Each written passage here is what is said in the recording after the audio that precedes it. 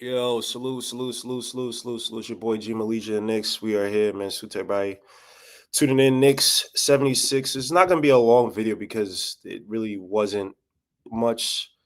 I don't say it's not much to break down, but it was kind of an eventful game for the most part. I think we saw a lot of the same things we saw in game one in this game with the Knicks. Obviously, the main point, the Knicks beating well, not the main point, the Knicks beat the 76ers quite. Should I say handily? I guess you'll say quite handily. Again, this is preseason, so don't take too much. Don't put too much stock in the score and what you see in the scores tab. So I'm just trying to get the box score back up. It closed down on me for like 2 seconds. What is happening here?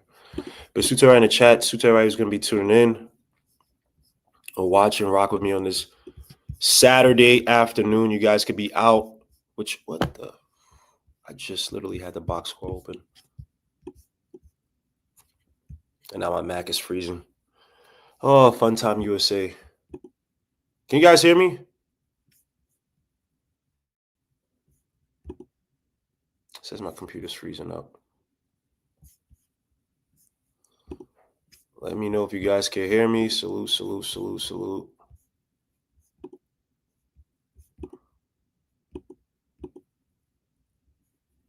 All right, let me quit some programs because a freeze on the Mac is crazy. That should not be happening. Give me 2 seconds. Yeah, hear me? Salute. Apologies for this. I'm trying to get my box score right now. Here it is. Let me get out of all these tabs. All right, we good. Yeah, the Knicks today beating the 76ers 113-104. And again, we saw a lot of what Mike Brown is wanting to preach or is trying to preach in this so-called newfound offense. Just to start off, pace. Everything is about pushing the ball pushing the ball tempo after a rebound, after a missed shot. It's all about pushing the pace in this offense. We saw several passes. We see a lot of freedom with the runners in this offense shoot threes. Granted, you had that last year with Tibbs. So I'm not saying it didn't happen with Tibbs at all. It's just not the fact. But I feel like these guys have a little bit more freedom in terms of trying to push the tempo and taking their shots where they may come in the fast break. Now, obviously, with the Knicks for years, we've had issues in terms of just the alignment of players when they're running down the floor in a fast break, where each player at a given moment should be, right? And this one is just a lot more freedom. And I think that when you talk about that, as well as the fact that they're trying to get Mitchell Robinson a lot of looks, not just in the fast break, but also in the half-court setting, getting these alley-oops, there's going to be an offense that's just really predicated on getting really easy buckets. And I think using people's physical advantages, right? Mitchell Robinson's size, Jalen Brunson's ability to be nimble, OJ Anunoby's ability to kind of muscle his way in or even shoot over players. Mikal Bridges' sleekness, right? I think is another weapon that they're trying to use. In the fast breaks, not to say that exemplifies all that, but I think it's just one of the things that it brings out that, right? So when you look at some of these fast breaks, man, like Brunson he made the quick pass to OJ Anunoby in the first quarter, just made the quick pass him in a wing to shoot the three. There was another one. There's a really pretty one. I think it was third quarter, third quarter, where Brunson, I'm pretty sure it was a fast break. Brunson had the fake shot and then passed it back to your man, Mitch Robinson for the dunk.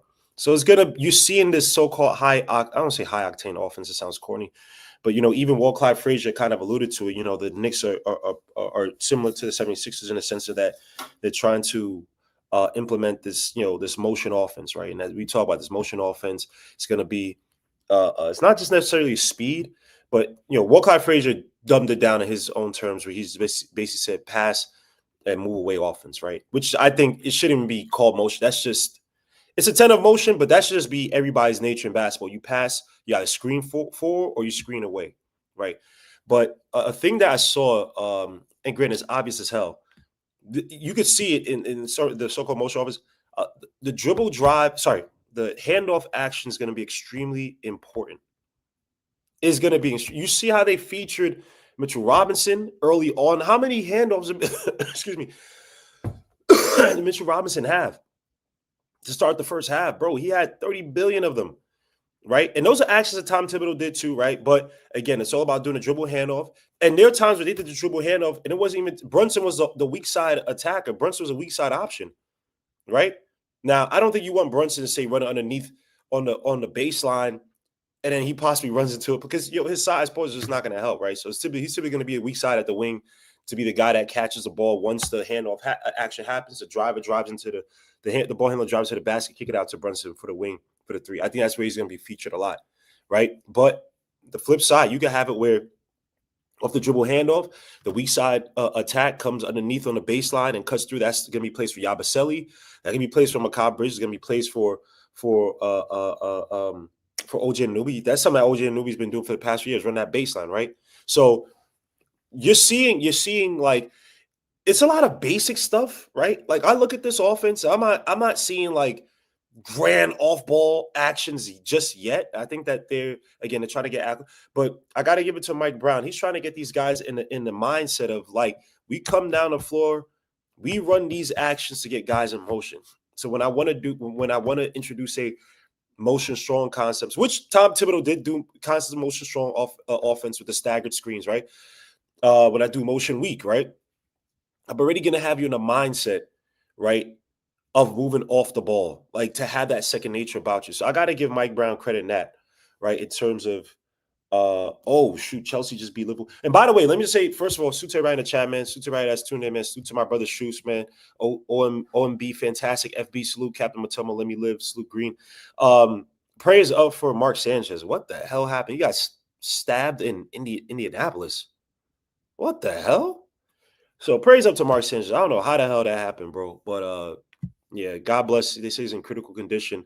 Or he's admitted in critical condition. I just hope nothing happens, man. He seems like he was my Jets quarterback, 2009, 2011. You could never take that away from us. But even past that, man, he seems like a good dude. So hopefully everything is good. He recovers well. But golly, man, that's terrible. But yeah, just to get back to it, you see the concepts, right, by Mike Brown is to get these guys in that mindset. So I got to give it to Mike Brown. I got to give him a lot of credit with these dribble handoffs, right? Him, obviously, Huck Purdy was another one, right, that I spoke about the other day, that they're trying to get their bigs in that mindset, right? I'd say, Huck Purdy, you got to watch some bonus film. But Mitch Robinson is good to see. And again, it's a lot of easy shots, especially when you're playing weaker teams. Now, granted, when you're playing better teams, they're going to be able to block some of these alley-oops or disrupt some of these passes to Mitch Robinson, right? And Tom Thibodeau's done that, right? It's essentially the pistol play, right? Where you have three guys on one side, the ball handler comes up, the guy from the corner comes and gets the handoff from. Well, it's not essentially a pistol play, but it can be a pistol play. There's a guy in the corner. There's Mitchell Robinson. There's a ball handler coming up. Mitch Robinson plays a high pinch, a little bit above the high pinch. The guy from the wing. There's also they can maybe get the handoff from the initial ball handler. The ball handler can get it to Mitch, who now is at the high wing. The initial ball handler guy to Mitch now comes and sets the screen for the guy in the corner. The guy in the corner curls around and gets a handle for Mitchell Robinson. Now you have a pick and roll action, and then the guy from the weak side either crashes down, stays at the wing, or could curl around into the baseline, like I mentioned, and get the pass from the now ball handler who came out from the corner. And he gets that pass to dunk or finish at the basket, right? That's how much similar to Tom Thibodeau. So these aren't new concepts. With Mike Brown, though, you're seeing it run incessantly. I will have to admit, with Tom Thibodeau, if you remember, even going back to R.J. Barrett's second year here, that was Tom Thibodeau's first year here. Tom Thibodeau run pistol action, first play of the game for R.J. Barrett. Go back to the Indiana Pacers game. If I'm lying, go back to the first game Indiana Pacers. The first offensive action R.J. Barrett has, if I want to put money on it, was a pistol action. Go back and watch it. So Tom Thibodeau was doing it, but to Tom Thibodeau's discredit, I would say he wasn't running this stuff incessantly. When you run these things and it's drilled in your head, now you can introduce higher, more complex concepts, right? And I think that's where Tom Thibodeau failed. Where I think that by the second quarter, Tom Thibodeau was like, "All right, my best plays, let them handle that." And I don't think that was a way to go. So I got to give it to Mike Brown for doing that. If Mitch Robinson stays healthy, I don't disagree. Randall, my brother, salute my guy. Salute. Mitch stays healthy. Did I read that right? Oh, I'm getting. Oh, my bad. Everything with Knicks needs to go through Brunson and Cat. Period. So yeah, just to get on that, you see these concepts kind of coming to fruition with these guys. Again, the fast break is going to be a major staple of this. I would say staple. Well, I guess you could say staple offense. I don't know about the Pacers have a little more athleticism, speed, right? But the Knicks, and granted, the Knicks were doing these things last year in terms of fast break. It's just that Mike Brown preaches. I think he preaches getting just over the half court line, and initiating your offense, and not being bogged down with a ball handler dribbling back and forth, getting the ball moving around to see if there's a weak spot, even if it feels like a do-si-do of passing, right? Not only that, I want to disrespect him and say it's do-si-do, um, but yeah, and then yeah, we saw the Brunson cat pick and roll a little bit. I know there was one where there was a foul. I think Carney Towns drew a foul, which is beautiful to see. So I was happy to see that again. Those two have to have their 2-man game, because people, it's not going to be Brunson just dribbling the ball. It can be. And too many times last year we had it where those two basically they had no chemistry to close out games. Your two best players have literally nothing to do with each other to close out games. That's ridiculous. That's ridiculous. Brunson's running action. Cat is on the other side. He's not even involved. He's not even an option really in their heads. Cat's just attacking from the wing. Brunson's off to the side.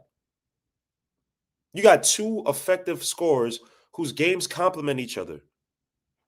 So I'm happy to see that they ran some pick and roll with Brunson and Cat. Obviously, in preseason, you're going to see glimpses of it just because it's preseason, right? But I was happy to see that between those two. So another interesting lineup combination I paid a little bit of attention to in the first quarter. This was a Clarkson, Yabu, McCall, Deuce, Towns rotations around 5:30. I saw a little McCall. They had McCall and Yabusele run the pick and roll, and the Knicks drew a foul in that one. Look, Yabusele, I gotta give credit. He had a block too. He only had 3 points. He had that nice little three from the wing. He had a little block. I would say this about the rotation, right? Offensively, I like that rotation. I love Deuce's newfound explosiveness off the dribble, his aggressiveness off the dribble. And part of that obviously is coming with his groin injury being healed up. But I like that rotation offensively, right? Him, Clarkson. I like the Macabre Bridges pick and roll. And that's something that Tom Thibodeau, I'm not trying to keep going back to Tom Thibodeau. They did try to exploit that a little bit with McCall last year. I think McCall's a little bit just a little bit of confidence, but you have him and Yabusele run the pick and roll. Cat is your 3-point option. Him and Cat run the pick and roll. Yabusele could be a 3-point option. Miles McBride could be a weak side option to hit those threes, right? So there's just so many options that you can run offensively. Now, I will say this. Them defensively, and I understand your man Mike Brown is talking about defend the middle, defend. They look like shit. They look like shit defensively. Yeah, man, I forgot who got bodied. Was that Clarkson? I forget who got bodied to the basket. Got pushed off, then he just handed off to Drummond for the easy layup. That defense in the paint, Sutinix Nation slew my guy, looked terrible. So they got some things to figure out. But what I saw from that rotation offensively in the first quarter, first half, it was good. There's some potential for this. There's some potential for really this team to have the best bench in the league. Think about it. Think about it. Clarkson, if he could find some of what he had in that sixth man of the year a few years ago as our option, right? Our scoring option. Even Walt Clyde pointed out today, I think it was actually after a turnover, talked about Clarkson's underrated ability to facilitate a pass the ball. We got to keep that in mind. We have not had facilitators here really since Derrick Rose. IQ wasn't really a facilitator like that. He'd give you assists, but his objective was to score, and then pass, right? And he really typically operated off the right hand, wasn't really strong like that. Needed screens to really get space, right? But yeah, Clarkson has a lot of potential to do that. Yabusele offensively, do it all, man. Swift army knife from the power forward position. As long as he doesn't have to play the 5 where he gets destroyed, right? Defensively, I like Yabusele on the bench, bro.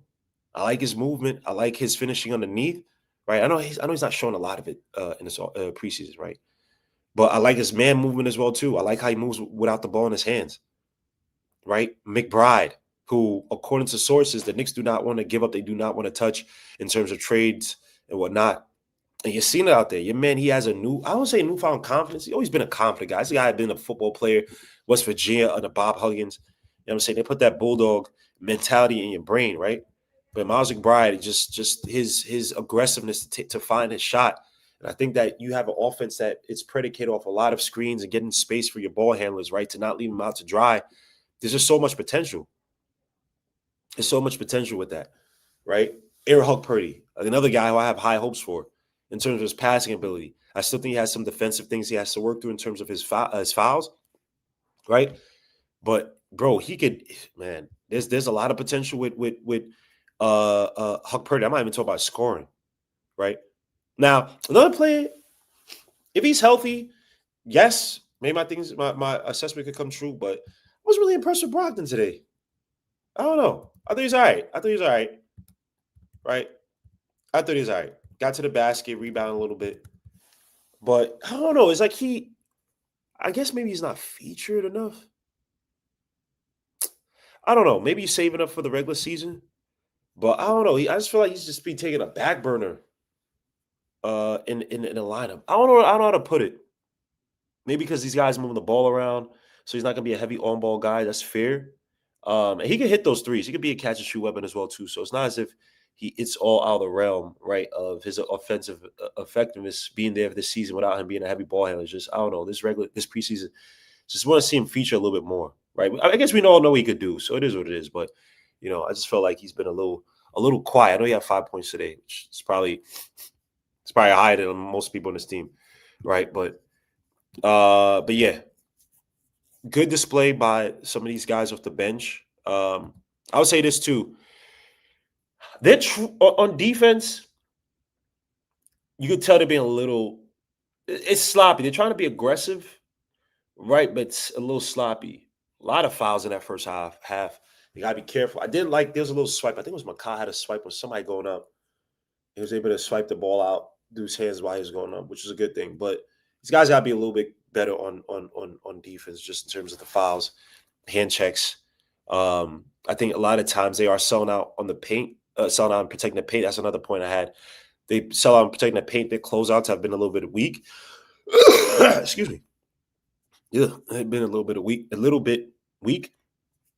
So you see guys like, I think VJ Edgecombe had a 3 in the corner. No, I think it's from the wing. But they've had some good looks, right? That's exploited us a little bit. They had some good looks that have hurt us, or that could hurt us, excuse me. I'm a little concerned about our ability to close, our ability to stop these guys from the outside. Again, if you have a defense like Tom Thibodeau last year where you're defending the paint, the outside is going to be a little bit exposed, right? So we'll see. And again, their new deep found defense, was it Brandon O'Connor or what? I can't remember his name. Brandon something. Let me see. Let me be respectful to Brandon. Brandon, coach Knicks. Brandon O'Connor.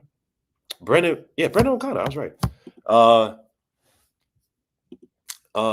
The tagging on the defense could be a little bit better as well too, stopping these ball handlers from getting into the paint.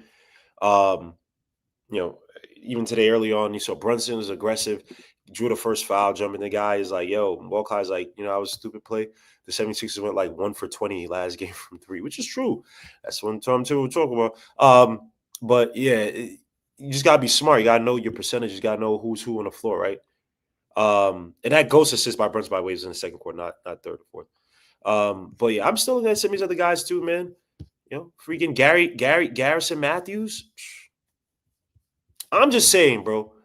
Now, people want me to kill Kolek. I still believe in Kolek. He had 4 points, 2 for 8 from the field, 10 minutes, 1 rebound, 1 assist. 1 steal, excuse me. Still believe in Kolek. Kevin McCullough had 8 points. Garrison Matthews had 9 points, 2 for 4 from 3. Schmidt, 1 for 1 from outside. So you got to make a 3 a day just to make us not keep thinking about that other side of Garrison Matthews, bro. Because I don't know what's going on with you, Schmidt. You got to be able to hit your shots during the regular season. So we're paying for Josh. We're paying Josh for tips, expectations for Coach Brown. Josh expectation pressure will be reduced. We're not going to need a triple-double Josh moving forward. You say that now, but everybody needs that glue guy in the fourth quarter. Everybody needs that glue guy in the fourth quarter, Knicks Nation. We can sit up here.